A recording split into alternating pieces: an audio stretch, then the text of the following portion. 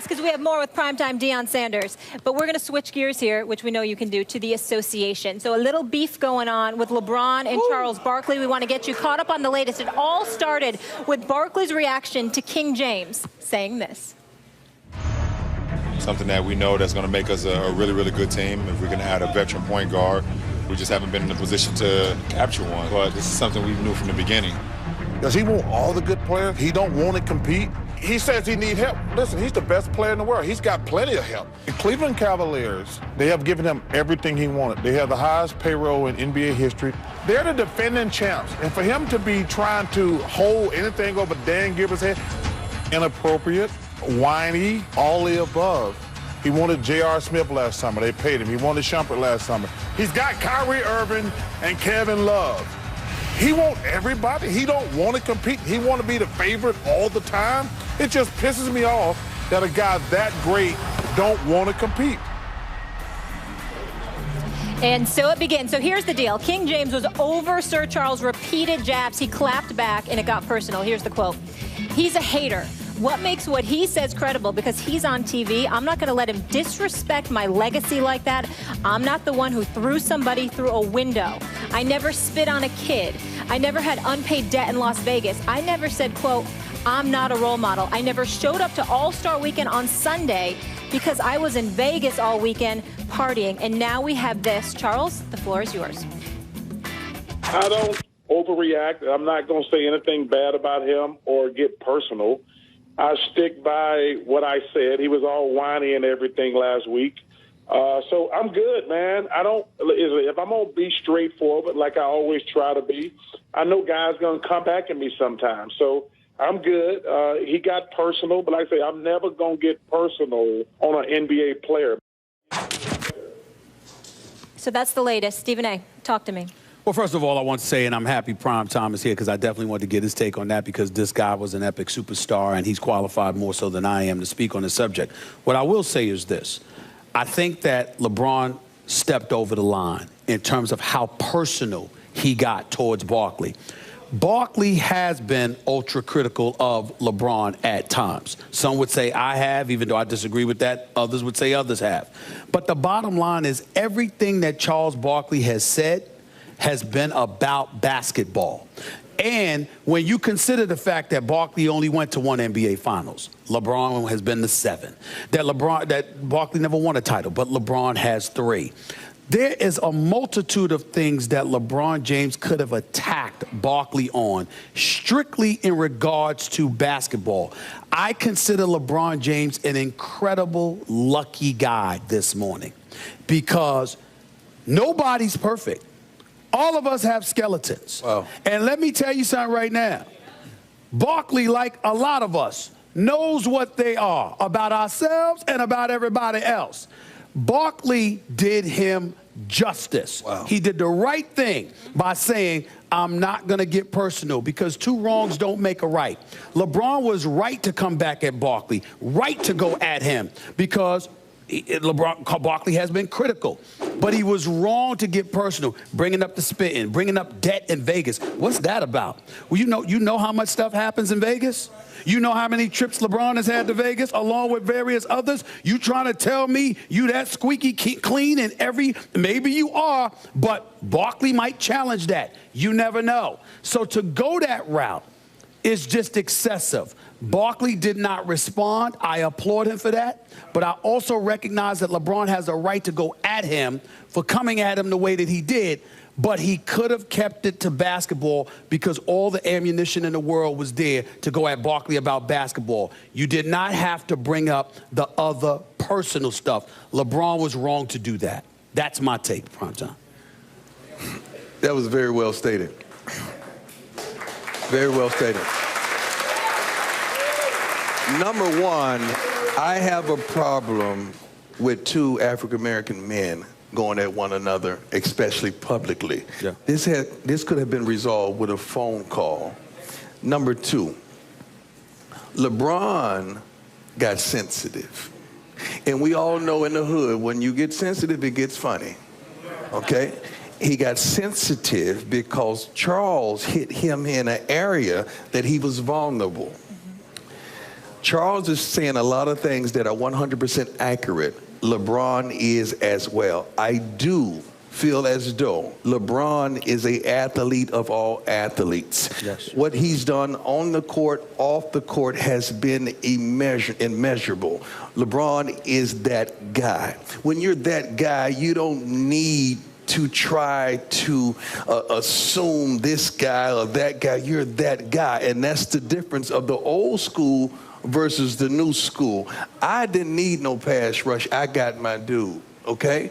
Because that's how we operated. Today's guys, I need a pass rush, I need this, I need that. It's a different genre. It's a different man out there. LeBron got sensitive. Now he took unsolicited shots at Charles. Now the problem with this, it puts us in a situation as analysts because we know so much. We know who you are, what you are, how to get down, and we know where you're going and what you're doing. Now we must decide what can we divulge to you all and what we can't, because we have a responsibility to be honest, but we have a responsibility to cover you as well. Now, this was all wrong, the course that LeBron took. But he did have to check Charles to let Charles know, you're not just going to come at me sideways. I'm going to let you know you don't get down with me like that. So he did have to check Charles. But going personal, I think he went out of bounds. They should huddle up, apologize to one another, and go on and move on with life.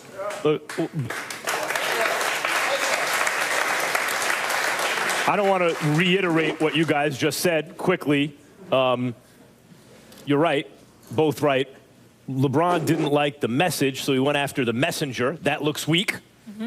I like the fact, though, what I've been seeing from LeBron the last couple seasons where he's the bully now. He bullied Steph in the finals. He's bullying Charles Barkley, or trying to at least. He's clapping back. I like that. Here's the problem. This is why Charles Barkley won this, if you see it as a competition of two guys pitted against each other. Not just because he's paid to give his analysis, and what makes Charles Barkley so great on TV, maybe the best guy on TV, is whether you agree or disagree, he is going to tell you exactly what he thinks, and he does not care. I mean, you gotta love Charles Barkley. Here's the difference, though. This reminds me of Nas and Jay-Z. This reminds me, look, when Nas went back at Jay-Z, ether became a verb. You ethered somebody.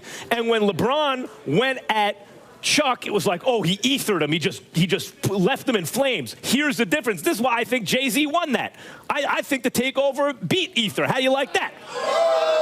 A lot of people don't believe that. I will tell you why. And I think Charles Barkley here beat LeBron. Because whether or not it was true, boy, what Jay said sure sounded true about Nas, right? And Jay acknowledged the things. Yeah, I sampled your voice. You were using it wrong. One was Illmatic. That's one hot album every 10-year average. He gave him credit for what he did well. He admitted his own flaws, but then he said, what's that got to do with what I said? I still told you the truth. And what Charles Barkley just did is, LeBron is right about a lot of things he said. He did his homework.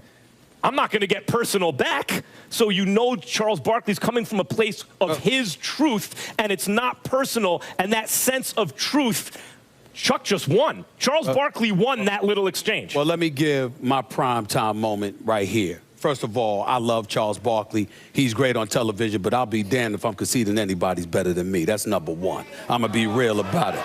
You're the second best on this show. What are you talking about? Well, we all know better. Secondly, and more important, secondly, in all seriousness, let me be very, very clear. LeBron James is a champion.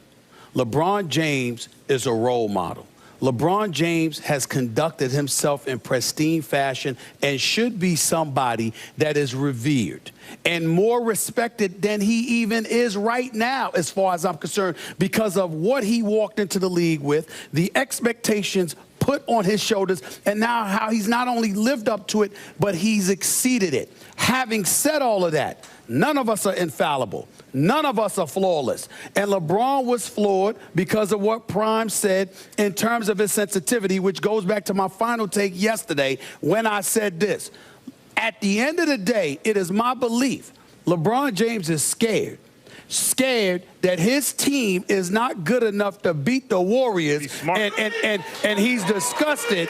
And he's disgusted. He's disgusted because he's looking at his organization and saying, damn, Golden State were runner-ups, and they went out and got Kevin Durant. Could y'all do something to make sure that we're in a position to defend our crown? LeBron James ain't scared. I believe he's scared that the Cleveland Cavaliers ain't scared. Not him, not himself, of his team. That, Dan. Then I have that his team ain't ready. That his team ain't ready.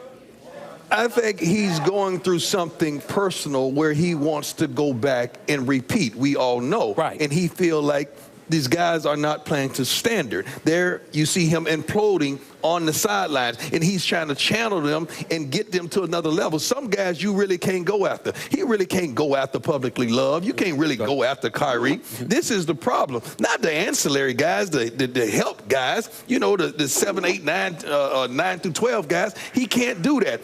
LeBron needs help. He wants help. But first and foremost, he's got to be infallible with his game before you can even ask anybody else. You're right, but where you and I differ is that they were up 3-1. If Draymond Green doesn't get suspended, I believe. Let me go there. I'm just going to a point. If Draymond Green doesn't get suspended, chances are, with that momentum having stole Game 4, I think Golden State closes it out. If you follow that up by adding Kevin Durant in place of Andrew Bogut and Harrison Barnes, I think LeBron James, with the high basketball IQ, he ain't scared as an individual. He knows he can handle his business. I think he's looking at the other parts around him as an organization. The problem with that is satisfied. His GM wasn't doing it for him. His owner wasn't doing it for him in Cleveland. So he went out and made the team himself. I don't hold that against him. He put together a team he thought could win a championship in Miami and then in Cleveland. But when you put together a super team in order to win a championship, don't cry because someone else does it better than you, and Golden State is more loaded than you. We got to go to break. That's legit. At the end of the day, as you mentioned, it would have been fair game to attack his game, but not his personal demons. That's right. That was below the belt, and I'm happy that Charles Barkley was above it and didn't delve into that foolishness. But we know how talented LeBron James is and what a class act he is, not his typical behavior. He's receiving the Jackie Robinson Sports Award tonight at a special presentation during the game, so hopefully LeBron's got to be thinking, what, I got to be perfect to avoid criticism. If you give LeBron Carmelo, you're going to be upset with him, right? What's that? If you give him Carmelo, you're going to be upset with him. Or why he had to get Carmelo? Why couldn't he do it on his own? Right? But Golden State could get who they want to get, but LeBron can't. I mean, LeBron gets Kyrie and Kevin Love. Rian will be back with us in just a bit. We have one of the greatest quarterbacks in NFL history, Dan Marino.